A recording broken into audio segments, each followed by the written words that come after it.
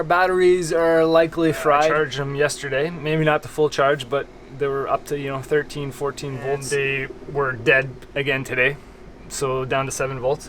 So for fun, let's, I'm gonna turn on the little solar here so I can see what the voltage is, and I'm gonna turn on, so 13.5 right now.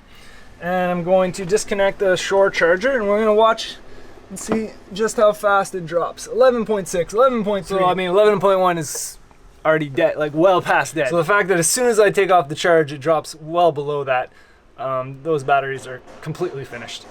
So they're 100 pounds each, so they're a bit of a struggle to take out, and because I built the multiple platforms here so that I could store 280 amps of AGM down below because they were heavier, and then our deep cycle wet cells on the top for more starter batteries. Now what I'm going to do is I'm going to remove those, put the deep cycle down low again, and when we get our lithium batteries, I'm actually not going to put them in this compartment because it's not ideal to have lithium batteries in an engine compartment. And since we're going from 100 pounds a battery, well basically 200 pounds of batteries for 280 amp hours, down to like 12 pounds of batteries for 280, it's still 280. So yeah, just a crazy difference in weight.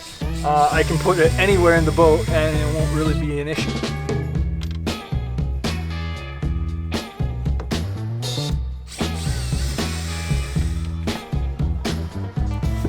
Oh, that one's still in there.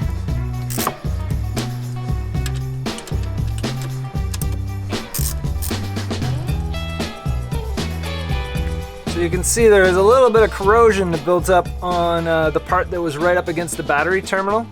I think it's just I'm pretty sure it's just normal. I don't think I used the, we have this stuff that's good for connectors that's supposed to stop them from corroding. And I mean, it has been sitting in, you know, not in salt water, but in a salty environment, especially when our water pump was leaking and stuff. But anyway, I'm gonna clean that up and make sure that it's a nice connection. If not, I'll use a different one. It looks like a couple of the cells within the batteries have actually bulged out, which tends to be fairly normal, I think, when the batteries have seen better days, let's say. And I'm trying to jam charge into them, and they're not wanting to accept charge. So right, we got a strap underneath one of the batteries. Everything's disconnected. Now what we're gonna do is use the strap to help us pull it, because there's no handles on the sides. There's just this really thin ledge, and we can't get our fingers in underneath very easily. So we're gonna use the strap to kind of help us. This battery is resting on top of the other battery. What's your back there? I should be able to get my fingers underneath. Holy fuck, I forgot how heavy these were. Woo! Alright, so you can see, if you look closely, you can see there's bubbling. That's not supposed to be, that should be flat. You can see each cell is bubbling, so that's another reason why these are past their due date, and good riddance to get rid of them, because I'm sick of these batteries. We've had quite a few issues with them over the period of time, just as far as not having enough capacity. Actually, while we were connected to the dock, we used most of the capacity. I feel like at least 70%, sorry, at least 40% or so of the capacity was used before we even left on the trip. So that's partly our fault, but also the fact that these batteries, I don't think they have very many cycles. We didn't know a ton about batteries when we bought them. But yeah, if you see these batteries, they're AGMs, don't bother getting them. There's a lot of better products out there. These are heavy. Honestly, I was considering throwing them down, but it's probably not good for the environment. This is our new batteries, and it actually came like 2 weeks earlier than it was meant to come, so that's really good. It actually came before our battery management system, which is the part that I need to hook all this up together. But I'm really glad that the cells made it, because those are typically the things that take the longest. Normally they come from China. We got these on Amazon, we got the BMS on eBay. Normally they take a long time, so I'm really glad that these came in. And they look brand new, which is good, because, well, the tops look like they've been tested, like there was connections made to them, but in general they look good. Normally you can tell if they're like grade A or grade B cells by the way they look. Ooh, fairly heavy. But actually, they're much lighter than what we currently have. So we're basically going to build a bank out of these for our house bank. So it's going to be a total of 280 amp hours. These 4 cells are going to equal our 12 volts, or not quite 12 volts, a little over 12 volts. So we're going to have lithium now. So that's going to be awesome. And this is way cheaper to build this ourselves than to go with like a company like Battleborn or something like that. In total, I think for 280 amp hours, it's working out to under 1,000 for everything we need. So it's a lot more affordable than 100 amp hours for 1,000. So I'm really stoked. I've been wanting to build a battery bank for a long time now. And now that our batteries are shot, this was a perfect excuse to pick up batteries and give it a shot finally. So we're going to go through the whole process of how we build the bank, how we test it and make sure that it has full capacity. You know, one thing I'm not liking right away is this looks like it's been dinged here. So anyway, we're going to make sure that there's nothing wrong with these batteries, and if there is, we'll send them back and get new ones. Well, we were super excited because we got our battery cells really quickly, but they're all like damaged. They all have dings. Every single cell has dings, and there's like bulges on some of them at the bottom, so they don't actually sit right. Like, look at this here. I don't know if you can see. Yeah, you definitely see it. So what happens is all the batteries should go right up against each other to make sure that the batteries don't bulge out, because when they start bulging, that's a sign that they're not good anymore, or they're starting to go bad. And the fact that we can't place them side by side and then strap them all together and squeeze them, it's just kind of bad considering these are brand new cells. But luckily the manufacturer is going, or not the manufacturer, but the seller. The seller is going to, he's shipping them back. Yeah. And he's sending new ones to us. Yeah, so I have a return label. So now we're gonna go to the store, send those back, and hopefully get some way better quality ones, because they were supposed to be grade A.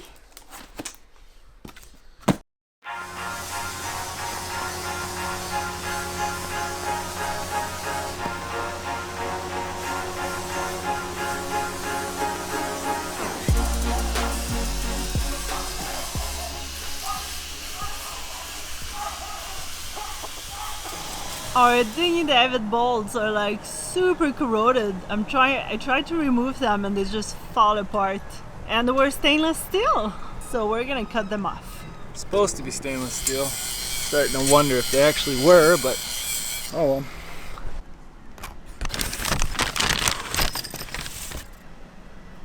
Here's the return fuel hose that goes to the tank.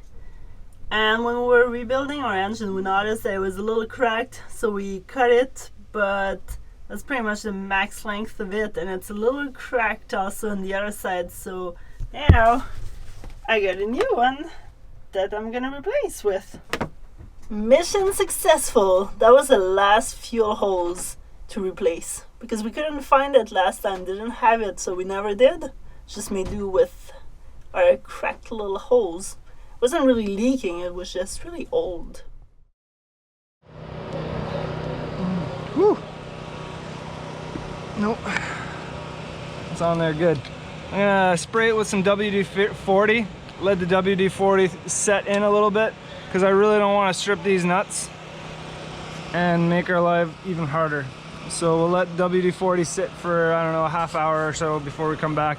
And I'm also gonna try to source proper wrenches so I don't strip the crap out of these things. Well, we're finally removing our plastic prop to put on a bronze prop. Actually, supposedly this is a more for a racing prop. It's good to, I guess we have better, less drag through the water when we're sailing, but we have a lot less thrust than we would if we had our regular prop that we now have to put on. So we're gonna swap this out. Oh, this is a weird looking thing that's apparently gonna remove our propeller. And thank you so much, Scott, for loaning that to us. Like, that's gonna make our life so much easier. We got some big wrenches. Let's get this done. Hopefully, I got enough leverage for this now. You Squeeze. There we go. Oh, nice. She's off. Excited to see how much more thrust we have with our new propeller, thanks to Lee. I swear, the people here are just so friendly. Oh, at the tip there, that this goes in. Need to adjust it some more. Thanks so much to Scott again, a lifesaver. I mean, of course we could have went and bought one of these tools, but would have been ashamed to buy it considering we're probably only ever going to use it maybe once, unless we have to do the cutlass bearing. But if we ever have to do that, we're going to need a smaller shaft puller, so it's not ideal to have to own these tools sometimes. Come on, baby. You can do it. I believe in you. Kind of digging into our rudder, but it's okay.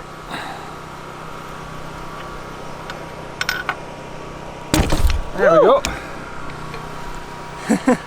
I got scared. Wasn't expecting it to just pop off like that. I was expecting it to come slow and steady, but aha! I'm not sure if it's going to be more thrust or not, but at least it will be a stronger prop. This is, you know, plastic, metal, but as far as like blade width and like pitch and stuff, I don't know. I mean, we have a third blade instead of two, but like look at the size of these versus these ones. But regardless, it's going to be nicer to have the bronze prop on comparing to this. We'll just keep this as a spare in case something happens. I got the little key in that stops the prop from just spinning on the shaft freely. And I don't know if you can tell, but the actual shaft at the end here is tapered downward. So it gets wider up here and then smaller down here. But anyway, we still have the little set thing on this prop, so I'm gonna try to punch it out and just leave this one on because it's in there pretty good. And hopefully it'll fit and everything will work out. Well, that was easy. This is gonna be a good little spare. So I don't know if you can tell, but this hole is quite large comparing to this little bitty guy. So obviously, since it's tapered at the end here, this is gonna be the side where the nuts sit. So this guy here is called the propeller key. I was just reading up on the whole setup here just to make sure I was doing it right. So I meant to remove this so that I can put the propeller on without it, just to make sure that it's going to the right position. And then I can put it back in. That way I can clean out the whole area and make sure it's doing the right thing. But this guy's being a little stubborn, so hopefully we can get it off. I've just decided we're gonna leave it on and get this prop back on there. It should be fine anyway. It comes from another Hunter 33 exactly like us, so it should fit. Then we got our two nuts. The small nut goes on first, unlike the way it was on there before. Whoever had the boat before had them on the wrong way.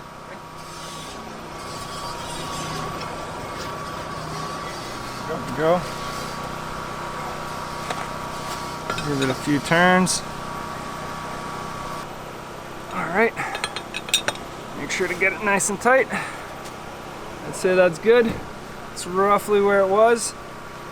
Let's slap this other knot on.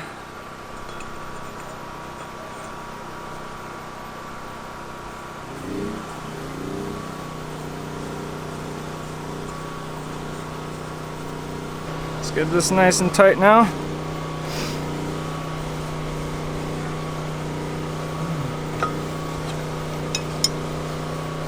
Kind of felt weird at the end there. Hopefully I'm not over tightening it. Don't want to lose the propeller either. Well, we got our cells and they don't seem, well, this one anyway, the first one I unpackaged, does not have any damage whatsoever, no dents in the side, and they were way better packaged. As you can see here, they came completely wrapped in foam inside boxes, and even the boxes themselves are really well sealed, and then inside the boxes there's more foam, so I'm pretty sure there's a fairly low chance that these got damaged. The last ones, to be fair, I don't think got damaged during shipping, but that's what the supplier said happened. So yeah, as you can see, They're all packaged in foam. And that's crazy. It took like 3 days to ship and make it to us from Tennessee. There's a little imperfection here, but that's nothing to worry about. All the cells are in good shape. They get squeezed together with no dents pushing them out like our last cells. The only flaw I can see really is the sticker on the top coming off, and I really don't care about that. All the QR codes are there. They're not scratched out, which tends to be, if they're scratched out, that tends to be a sign that they're grade B cells. And these little vents, none of them are broken or anything. Terminals look nice. So now one last thing to do before we do much else is just to check the voltages to make sure that they were matched correctly. So we have 3.28. I'm doing the wrong way my connectors, but anyway, it doesn't really matter. 3.27. 3.25, that's a little low. 3.27. Okay, so this one's a little low, but it's still within tolerance. It's 0.03 of a volt, off. Ideally it'd be, 0.1, 0.2 off, but 0.28, 0.25. It's not too bad. I'm happy with that. If it was way off, by like 0.1 of a volt or 0.05 of a volt, I would start to be a little more concerned. But maybe this one cell just sagged a little bit more. They're pretty closely matched. I'm just checking the size of the through hull for our depth sounder, because we finally lost our last instrument that we actually had that was still working. We've never had wind, we've never had hull speed, and we've always had depth, but it's been pretty crappy. I mean, it's always been fairly accurate from what we could tell, but the screen has always been really like crazed and hard to see through. As we were coming in this marina before we hauled out, it wasn't turning on, like we weren't seeing anything on the display. On the last day. Yeah, on the last day, which is good. But basically it looks like the display end is there's something wrong with it, because it has power. There's 12 volts to it, but there's nothing coming up on the display.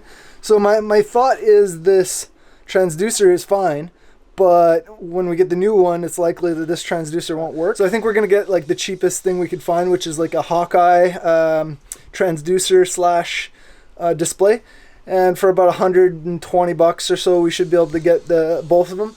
And so I'm just measuring the threads, and it's around a 2-inch hole. So that's good, because it seems like the through hull for the Hawkeye transducers are around the same size. So I'm gonna have to try to see how I can remove this so that we can put a new one in there. So I kind of knew it was gonna be a little tricky, but it's not coming out.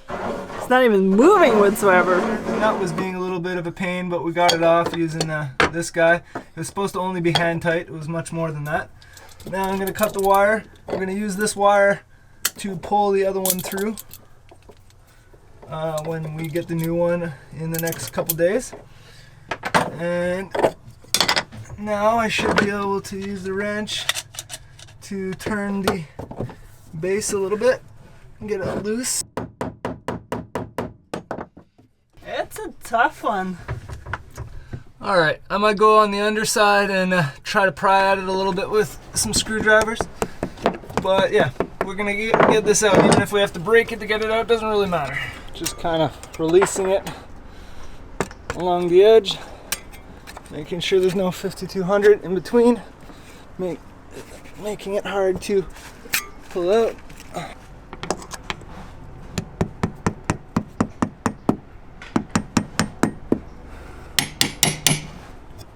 I could just give her and tear it out, because I don't care about it. But what if the other one doesn't fit for some reason? Well, actually, we kind of need a depth finder. Yeah, it really doesn't matter. This guy's coming out. No need to break things when you can take your time and it comes out just fine. Whoop. And then I break it. My project of the day is going to be trying to figure out this new depth sounder. We finally got the right one, because They had sent us one that didn't have the right connectors, but this one has the right one. So this is a transducer that has the water temperature with it. You can see there's 4 little pins. And the one that they had sent us initially is for the one without the water temperature. It's got a different connector. So that's when we realized that we really didn't have the right things. They did send us the right displays though. So this is the Hawkeye 2BX. And that one has the 4-pin connector, which goes with this one. So we had to wait so much longer just because they sent the wrong thing. So we're just hooking up the new display to our old display here. And I just figured it'd be easier to kind of shove these wires in into an existing little crimp here. This is actually going to go in the garbage. It's going to get tore out. We're going to put a plate there, and our new depth sounder will go there instead. So black on the black and red, which should be black anyway, and red on red, or red on positive 12 volts, black on negative. Pretty straightforward. There's a little notch on the female and a little notch on the male. Just line the notch up.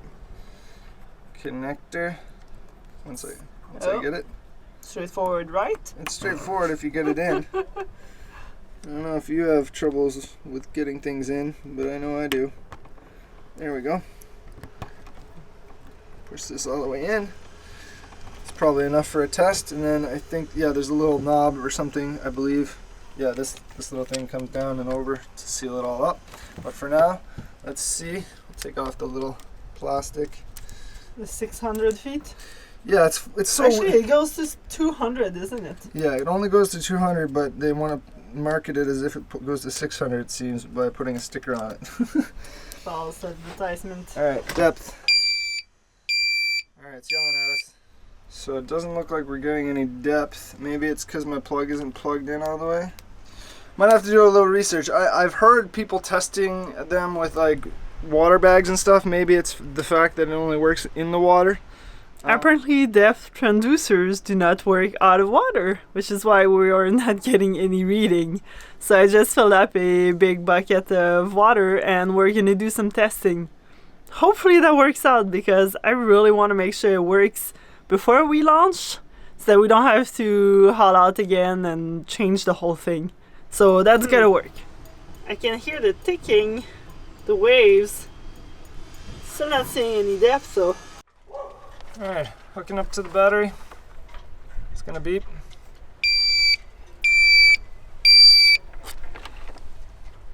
Turn it around.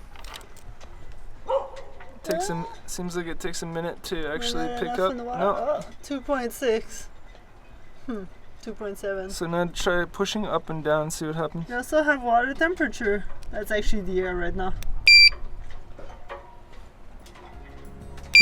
Fair enough. There we go. Everything's working. I'm back in a little depth sounder. It's pretty far down.